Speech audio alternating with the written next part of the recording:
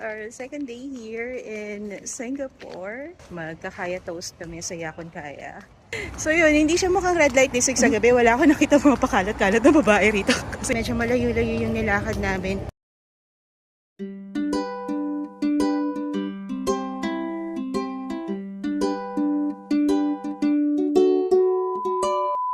Okay, so dito na tayo sa hotel. I will just do a quick room tour kasi maliit lang naman talaga itong na-book namin. Wait lang. Hallway. Yan. Kasi maliit lang talaga siya. We're at 4th floor, room number 3. And okay. So, very basic lang siya. And meron ditong vanity cabinet. Andito na rin yung TV. Naka-mount yan. And very simple. Merong Ottoman. Ottoman tawag dyan, di ba, Daddy? Ottoman na seat. Ito yung nagustuhan ko kasi meron silang hair dryer. Pero yung hair dryer nila, gumagana siya kapag nakapindot. Pero pag tinanggal mo, hihinto. So, habang nagpapatuyo ka ng hair, hawak-hawak lang siyang ganyan. Medyo nakakangalay. So, ito. Meron din silang electric kettle. 2 mugs. Meron ng complimentary coffee. So, ito binili lang namin ito sa 7-Eleven. Kasama din po sa basic. So, may aircon. Yung bed. Okay din naman yung bed. Yung size ng bed. And gusto ko rin to kasi may bintana siya. Kita yung street view ng Lorong 11 Geylang. Yan. And yung bathroom, maliit lang siya talaga, pero okay lang naman. Hindi naman siya yung uncomfy kapag naliligo ka or pag nandito ka sa loob ng bathroom. Okay naman. Meron na rin siyang hair and body lotion. Pero ako kasi hindi ko ginamit yan. Hindi ko sure kasi kung napapalitan ba nila yan. So ito, may CR, may mirror. Meron silang pin-provide na complimentary dental kit. Kaya lang nailigpit na namin kasi pa-check out na kami. Ngayon lang ako nakapag-room tour. So, yan. Very basic. Actually, yung price nito is halos same lang sa mga pods. Yun nga. So, halos same lang siya dun sa presyo ng mga pods. Actually, nung una na-curious ako ano ba yung experience kapag nag-stay ka dun sa mga pods. Kasi, unang-una mas mura siya. Kaya lang nanonood ako ng mga reviews, yung mga vlogs naman na kapag stay na dun sa mga ganong klase ng accommodation. Medyo, feeling ko hindi siya para sa amin. Feeling ko hindi siya para sa amin kasi unang-una kailangan tahimik ka lang, kailangan yung mga kilos mo, kailangan hindi ka makaka-istorbo nung ibang guest. Ayun pa naman yung mga nakakaabala ng gano'n. Mamaya pag lakad-lakad mo, magising sila. Yun. Saka shared yung bathroom kasi doon. Yun nga, yung ilang-ilang kayo doon sa room. So parang mas okay kung ganito, at least private yung room. Yung mga nakita kong rate ng mga pods is around like 2,500 to 3,000. Etong room na to, na-i-book namin siya for 2,850 per night. So, 5,700 yung binayaran ko sa Agoda, which is sobrang sulit na. Ang medyo downside lang nito is medyo malayo siya sa MRT station. So, medyo mahabang lakaran, mga 12 to 15 minutes na lakad. Although, merong malapit na mga bus stop. Like, 2 to 3 minutes walk lang. Paglabas dyan sa main street ng Geylang, meron na tatawid ka lang, meron na yung bus stop. Kasi dito rin sa kabila, meron na. So, medyo accessible na rin. So, ang ginagawa namin is, mag-MRT kami, pagbaba ng MRT, sakay kami ng bus para hindi na kami maglalakad ng malayo.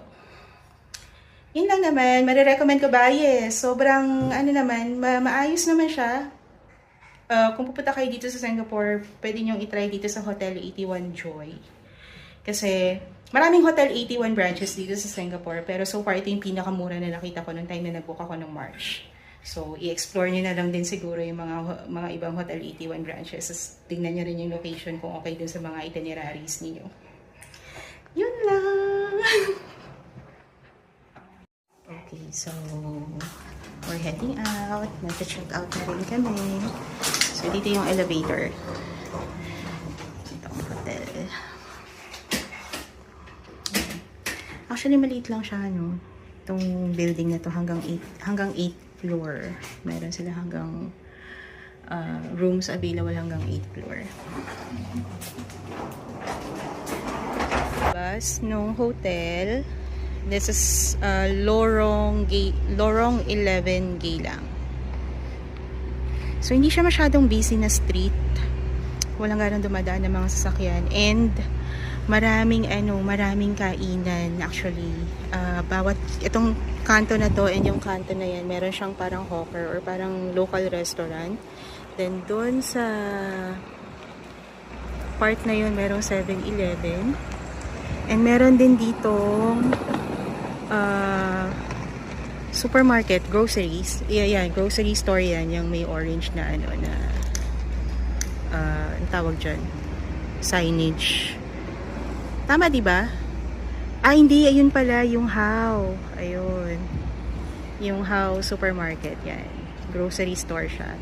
So, very convenient din naman kasi paglabas mo, may mga mabibilhan ka na ng mga kailangan mo. And then, eto yung itsura ng building. Yan.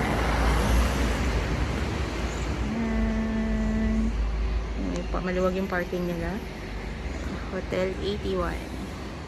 Hotel 81 Choi. One good thing pa pala dito sa hotel na to, libre yung wifi nila. Nakakatawa nung pag-check-in namin. Tinanong namin, anong password ng wifi? Walang password Basta mag-connect ka lang, ganyan. So, kapag tuwing lalabas kami, may mga nakikita kami mga nakatambay dito. Ay, uupuan pa talaga sila. Yan, may mga nakatambay dyan. So, feeling ko tumatambay sila dito para lang maki-wifi. Di ba, Daddy? Judgmental. Okay, so we're now on our day 3 and this is our last full day dito sa Singapore. Kasi later tonight, mga around 10:30, magbabus transfer na kami to Kuala Lumpur. And we're going to Maxwell Hawker Center. It's 11 o'clock na, so magla-lunch na lang muna kami. Nag-check out na rin kami dito sa hotel. So, iniwan muna namin yung mga luggage namin and it's okay, free of charge. Pumayag naman sila. So, mamayang gabi na namin yung pipick upin. Kasi after mag-lunch, ikot tayo sa Chinatown. And then, pupunta rin kami ng Mount Faber. And then yung Henderson Waves Bridge. So, magkatabi lang naman yon. And then, last na itinerary natin is Sentosa. Dun sa Universal Studios. Pero sa labas lang tayo kasi hindi ako bumili ng ticket. Hindi ako bumili ng ticket. Hindi kasi, Daddy, gusto ko, pag papasok ako doon, kasama na yung mga kids. So, di ba? Para pag may nilook forward pa ako pag babalik ako dito sa Singapore. So, papasok lang ako ng Universal Studios pagkasama na yung mga anak ko. And ngayon kasi, ang hirap pa nilang ayain magbiyahe. Alam mo, kahit nga dun lang sa area namin sa Rizal. Paglalabas kami, tatanungin agad, di ba kami nakakalabas ng bahay? Tatanungin, kailan tayo uwi? Magkano oras tayo uwi? So, feeling ko, hindi pa sila ready sa ganitong type ng biyahe kasi baka dito puro lakad, baka mapagod lang sila. Kaya hindi naman na namin sinabi yung mga kids. Lalo na yung panganay ko nakakatawa. Nung tinanong ko siya, sabi ko, tinanong ko naman sila, gusto niyo ba sumama sa pabiyahe kami ni Daddy sa Singapore at sa Malaysia? Sabi ng anak ko, huwag dami, pwede namang i-YouTube. I-YouTube na lang daw niya. Ayaw daw niya mapagod. So, ngayon hindi na muna namin sila sinama. Pero hopefully, in the near future, di ba, pumayag na sila magbiyahe ng ganito ng malayuan at sa ibang bansa. And sana malakas pa yung tuhod namin noon kasi grabe, nakakapagod. Alam mo, pagpupunta talaga ako dito sa Singapore, pag uwi ko sa Pilipinas, feeling ko namundok ako. Ganong level yung pagod ng mga binti ko kakalakad dito. At Maxwell Food Center, we'll try out the famous Hainanese chicken rice. Here at Tian Tian Hainanese chicken rice. Pinipilahan talaga siya. Okay, so the line starts here. Nagulat kami ni JR kasi grabe yung haba ng pila, te.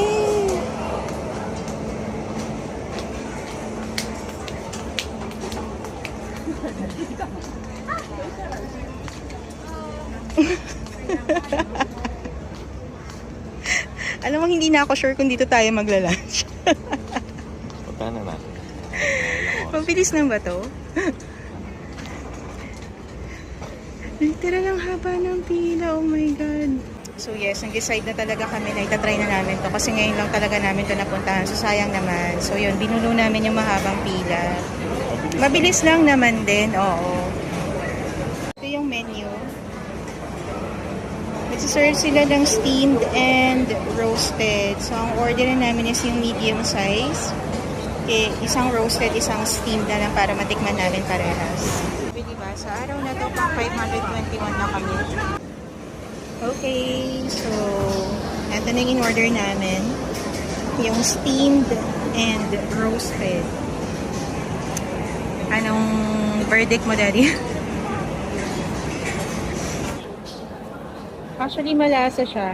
And siguro din, Daddy, no, kaya binabalikan kasi mura. Mura lang. Meron silang small. Magkano nga yung small? $5 lang. Nakagado na. Kasi itong in-order natin medium, $6. Same yung presyo ng roasted at yung steam.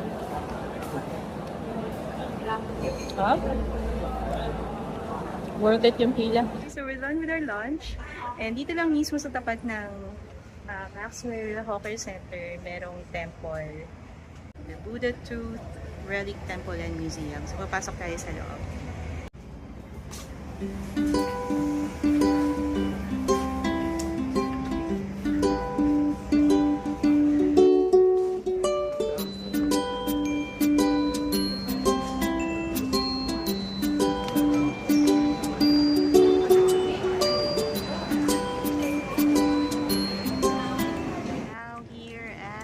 Chinatown Street Market.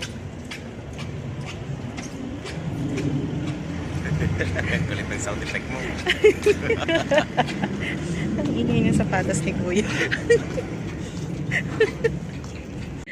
Okay, so ang purpose lang namin dito is bibili lang kami nung pasalubong. Oo, pasalubong namin sa hipag ko kay ate. Kasi favorite niya yung Alessio tiramisu. Nung bumili kami dati na gustuhan niya yun. So, bibilan namin siya dito.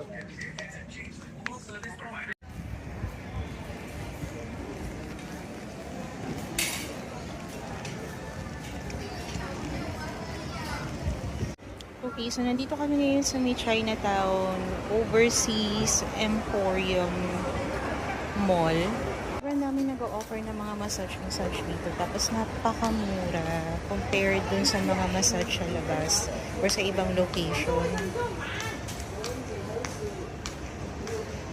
Ayun, foot reflexology, $10 lang for 20 minutes. Yun, so ang mura ng massage. Kasi dun sa malapit sa hotel namin, meron ding full doon spa. Parang $40 or $50 yata per 60 minutes yung massage nila. Pero dito ang mura. Merong 20-minute na foot reflexology for $10 lang. Tapos yung 1 hour nila parang $35 lang. May 30 pa nga $30, 60 minutes na massage. So kung naghahanap kayo ng murang massage service dito sa may Just right. Overseas Emporium ba yun? Oo. Chinatown actually, yan yung MRT. So pagkagaling dyan sa MRT, dito sa may part na to. Yan. May footbridge paakyat. So yung pagtawid lang talaga is pwede ka nang pumasok doon sa mall. Okay, we made it! Ayan, doon tayo galing sa baba. Sa Bell of Happiness. Wait lang. Vlog mo. Hey, we're now here in Palawan. Coron. Diba? Ang solid ng itinerary natin today. Imagine nakakit tayo ng bundok. Nakapag-beach pa.